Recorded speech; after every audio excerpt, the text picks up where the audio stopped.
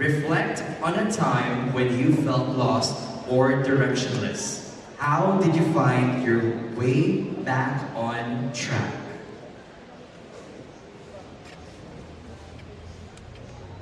Good evening, everyone. Growing up was never easy.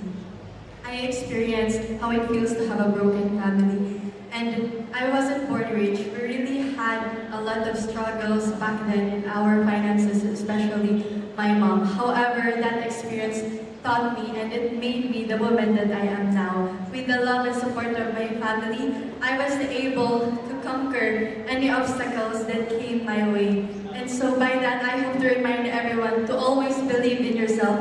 Always know that you're capable of doing many things in life and that you can do more than what you think. And I believe that losing is not the opposite of success. It is part of success. And as long as you are learning, you are not losing. And so I hope just continue on pursuing your passion and dreams, because after all, there's no setback that's greater than your comeback. Thank you so much and good evening.